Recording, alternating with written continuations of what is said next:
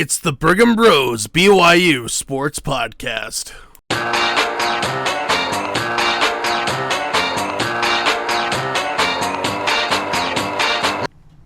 Oh, all right. Welcome one and all to the BYU Brigham Bros Sports or BYU Sports Brigham Bros Podcast.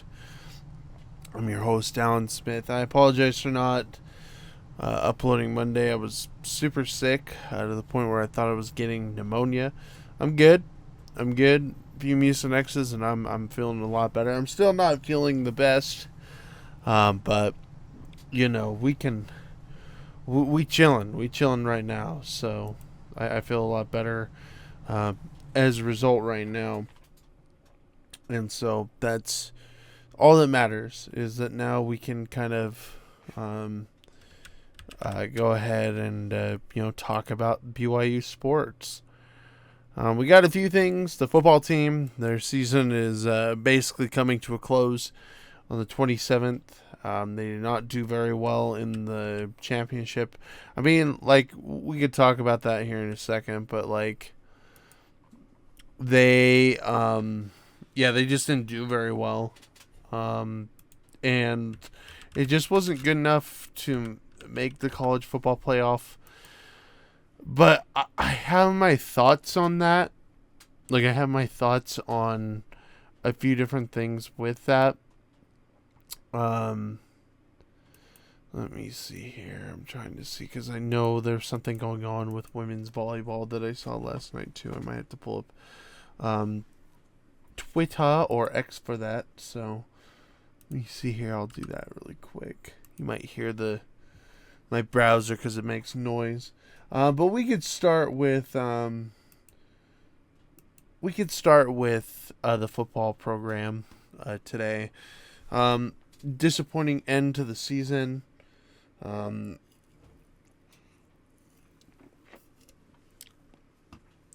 of. I mean, they're playing in the Pop-Tarts Bowl against Georgia Tech on the 27th.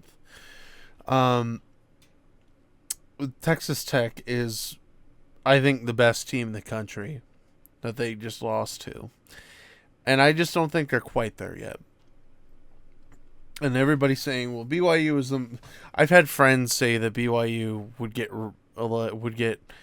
railed by the team that is in the first round of the college football playoff for them if they were 12th, let's say. And I agree. I think BYU was in over their head playing against Texas Tech. I mean, they started out perfectly fine, and then A-Rod stopped going to the things that were working. We had L.J. Martin screens that we stopped doing. We started, hey, let's give that to Parker Kingston. No. You needed to have your bell cow keep going. I think BYU made a lot of mistakes, not just from the player's perspective, but from coaching too. And I hope they learn from that experience that, hey, next year, because I think BYU next year has a chance to make it back there. No question in my mind, especially with the Kalani Sitake deal. You're talking about not just him staying, but BYU's NIL is going up in football now too. And there was this credit union, this equity private thing that Utah was doing. Actually, I probably need to wear these to listen to a thing for the basketball team, but I'm just not prepared today. I apologize. But that doesn't worry me because I think BYU's support with their boosters is going to be enough for a long time. I also think BYU's got better players coming in. Utah doesn't worry me. I think the team that worries you is Texas Tech. And then now, all of a sudden, Arizona worries you in basketball. But here's the thing, and I had a discussion with my friends about it yesterday, and he's got a graph, which I'm not going to show on here because I don't really have the where. I just don't want to show it because it's it would take a little bit of effort. I don't want to do that. So if I pull up his metrics, and I actually agree with this. It goes score versus net rating. Iowa State and Arizona are 80, and they have a chance to go to the Final Four. BYU is really close to 80, and they have a chance to go to the Final Four. Then it's Kansas, Texas Tech, Houston, big gap, and then Utah is at the very bottom. So what I'm saying is, I don't think BYU in football was even that close. I mean, yeah, they're the top one or two in the Big 12 conference, and that's great. But I don't think they were close enough to be with Texas Tech. Like, they just weren't close. And that's what I tell everybody. Well, BYU got screwed. How? They couldn't win their playoff game. They couldn't beat the one opponent that's good going to the playoff. So what do you expect? Like, this is the thing I don't understand. Because here's the thing. I think they would beat Miami. I also think BYU would beat Notre Dame. I don't care what anybody says. Again, I have friends that also have their own metrics, but I'm like, okay, but like, your metrics have been wrong about BYU before. So, and that's okay. Like, that happens, but I just think BYU would beat those teams. But looking after that, I don't know who else you're going to beat. Maybe Alabama, because I don't think Alabama should have been in. I think you pick Notre Dame or you pick BYU to go in. And so, yeah, I don't know. I hate, that Notre Dame is being the way they are about it, because it's like, Utah, like, University of Utah and BYU are being men about this, and I don't care if anybody gets mad that I say that, but Notre Dame's being children, boys, about this. You don't just withdraw from a bowl game. Nobody cares about you that much. Like, from my understanding is the ratings would not change at all. And I don't think their own fans. Like, there's fans on Twitter that are diehards. You're going to see that. In real life, I doubt you're going to see somebody getting upset that Notre Dame didn't make the playoff. Because they just don't have the same fans they had anymore. This isn't 1988. That's the last time you won a championship. 1984 was the last time BYU won a championship, so we don't have room to talk. I'm just saying, though, you're not Alabama, you're not Georgia, and you're not Ohio State. You're not Indiana. You're not one of those top teams. I don't think Notre Dame would have a chance against the top four teams. Same with BYU. I would say the same with Miami, which is why it was so close to pick who was getting in. I think I think Notre Dame could beat Alabama. I think Utah could beat Alabama. So my problem is that there's just so much going on with the playoff committee and with the college football playoff. Throat kills. I need that. I like John Gruden's way. I do. But I think the problem is the bowl game season. I don't like it personally. I watch BYU, and then I might watch the national championship. The last national championship I watched was 2017. It was Clemson and Alabama. And it was that last second drive that who was it? Oh, maybe it was 2018. No, it was 2017. No, it was 2018. It was just before we moved here. My wife and I.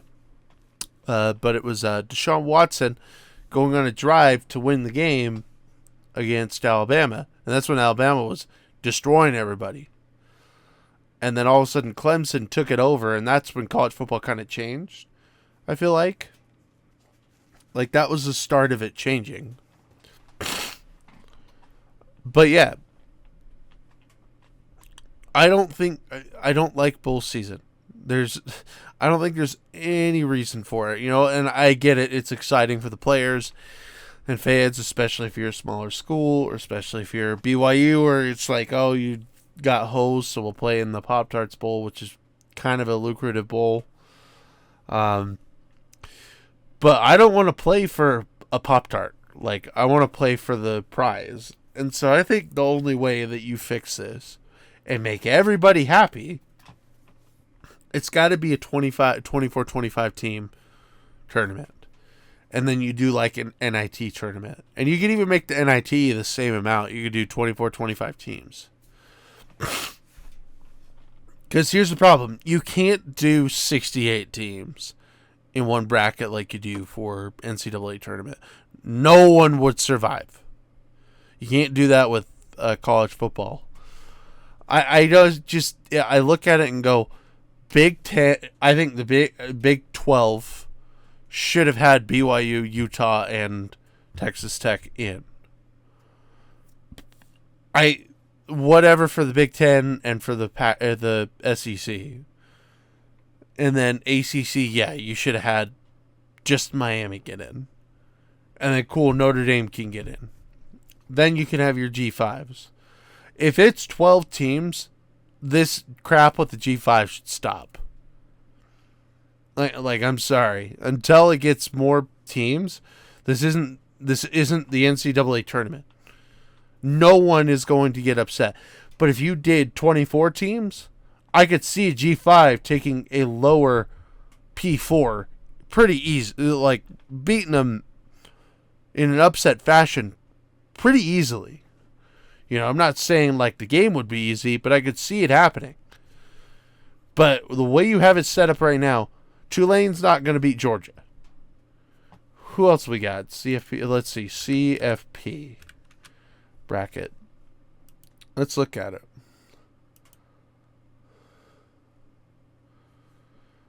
Can you just pull it up so I could see? Like, you don't have to do this. I'm a web and UX designer. I hate it when everything's slow like that. Yeah, Tulane's not being Ole Miss, and JMU's not being Oregon. I was wrong. Sorry. Yeah, that's not happening. You get to the 4 New Year's Bowl games. You get past that. Then I could see upsets because you've got... I think Oregon is like the only team I could see that matchups well with Texas Tech. I think Indiana's making it to the semifinal. I think Georgia's making it to the semifinal. I think Ohio State. There's no room for upsets. Like, there could be an upset that happens, but it's the second round. So, I don't see a way in which you fix that other than you go into a 24-team format. This is the only way. In my opinion, that is the only thing you could do. And I would say that's how it fixes it. So BYU plays in the Pop-Tarts Bowl, December 27th at 1:30 p.m. Playing Georgia Tech. Oh, by the way, they were going to play Notre Dame, but again, Notre Dame decided to be children about it. So we're playing Georgia Tech, which I don't care. Again, I don't care because even if you beat Notre Dame, it just proves like, and I apologize for being a little vulgar. It proves in that situation who has the bigger dick. I mean, that's it. So, in my opinion, no reason to really even like have a thought and play those two against each other. But Notre Dame ducked out because they're babies. So, I'm just being honest with you, and I hate being that way. But quality opponent, I like Georgia Tech. So, I do think BYU is going to match up well with this team. I think their run defense should shut down a lot that they do. I think Bears going to have a good day. I'm picking them 26-14. BYU getting another banner up in Lavelle Edwards Stadium. And we are not talking about football until I don't even think that week because that's Christmas week. So we'll probably have to talk about that next week, and then I'll be off for the next couple weeks because of the family. But yeah. All right, now we got to talk about exciting stuff. Exciting stuff. BYU wins in spectacular fashion last night. 67-64. Your final score. At the horn. Let's look at the Greg Wrubell. Listen to the Greg Wrubell call for the final part of the game. If I can find that. Here we go. Oh, highlights. Here we go. Sorry, you can hear that. Here we go.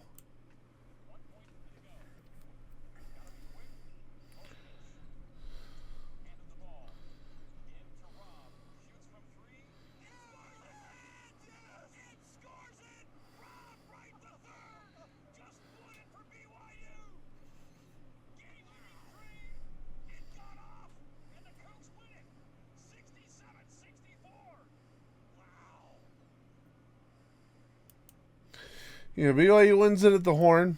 67-64. I've got the box score up right here. It was 43-22 at the half. Okay. Clemson scored 21 points in the second half. Let me pull up the box score for you. Okay. AJ DeBonsa had 28 points, 9 rebounds, 6. He did everything last night. But he had 6 points at halftime. So it's an interesting thing. He outscored all of Clemson by himself by a point. He also had more rebounds and more assists in the second half, I believe, than Clemson had.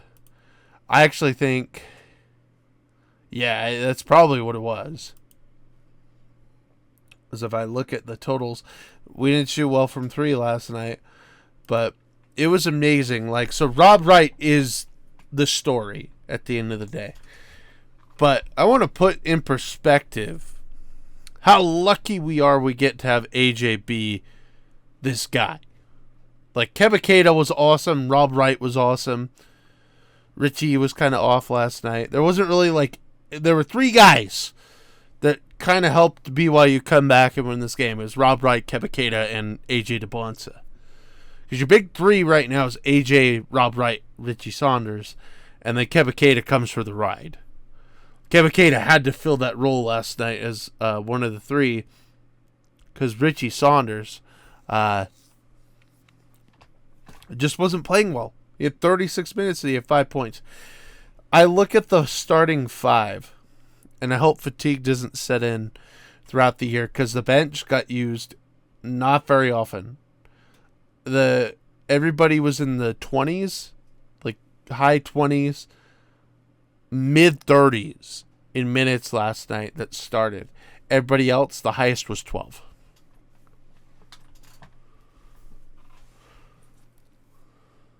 Twelve minutes. It's insane. But to watch AJ go to work was crazy. So, he did kind of something similar against UConn. They nearly won. I thought this was better last night. This is a game I was okay, this is what I thought BYU was getting when they got the number 1 recruit in the country. The dude did everything. Absolutely everything. Scored. Rebounded. He offensive rebounded. He was the reason why BYU won the game last night. The main reason. Because we were not getting rebounds. We're getting out-rebounded last night. All of a sudden, he's trying to get offensive rebounds. He's trying to get defensive rebounds. Okay, now he's scoring, and they can't stop him. He's also getting assists, and they couldn't stop that either. It was the most incredible thing I've seen from a BYU team. But it's also I have not seen this good of a player on one of my teams in basketball ever.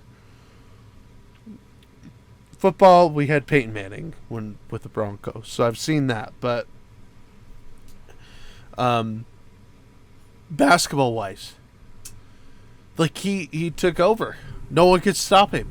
It was 1v5, kind of. I mean, like obviously he had 6 assists. So, but at one point, I think it was like 28 points.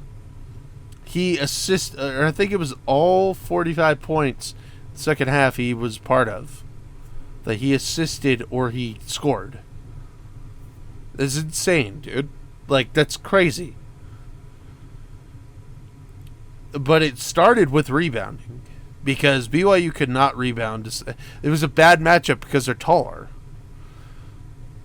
But AJ said, I'm going to go get rebounds. Like, he was everywhere. Like, I've never seen a superstar be like, okay, I'm going to do the dirty work and I'm going to do the work that needs to be done to win the game.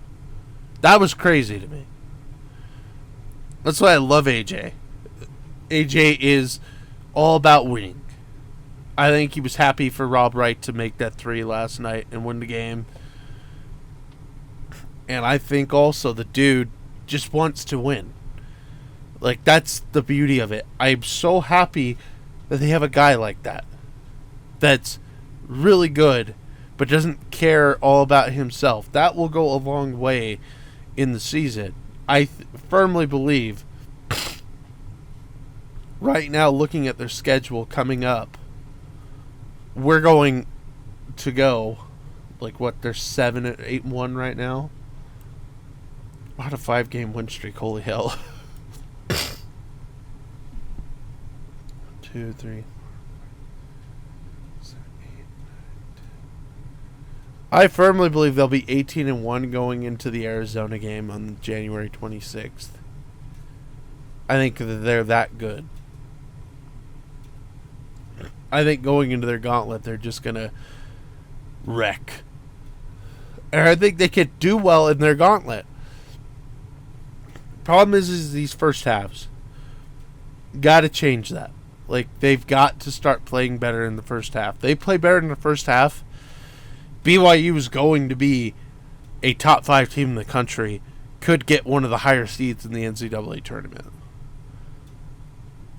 Like, this team is that good. I saw them against Dayton destroy. I saw them against Miami destroy in the second half. Like, Miami, it was 33-29 at the half. They score 43. Like, they score so well in the second. They play so well in the second half. And I love that. But they need to be better in the first half of games. Like Dayton, they scored 53 in the second half. If you had, and 30's not bad, like getting in the 30s, but if you can start scoring consistently 35 points in the first half, 40-something in the second half, you're going to start winning games. Like, you're going to start winning games a lot easier. Last year, it seemed like the offense had more points per game. But, man, like, it's just a privilege and a joy to watch AJ play basketball. And I'm all for it. I'm just going to say it right now. I do think at least the next 4 games, BYU's winning. And then we play Kansas State on CBS or Paramount Plus. And that's the first game I foresee BYU win. I think BYU is going 18-1 to get to the Arizona game. And the Arizona game, that's going to be a doozy. It's in the Marriott Center. And I do firmly think BYU could beat these teams. They could beat Houston. They could beat Texas Tech. They could beat Iowa State. I don't even know if they're playing Iowa State this year, are they? Yeah, they could beat those teams. They have to get better in the first half. They are a good enough team. I think the metrics I talked to you about earlier are they're starting out slow. The other teams aren't. They need to start out better. And then once they do that, sky's the limit for this team, guys. It's a very good roster. I think one more thing to bring up is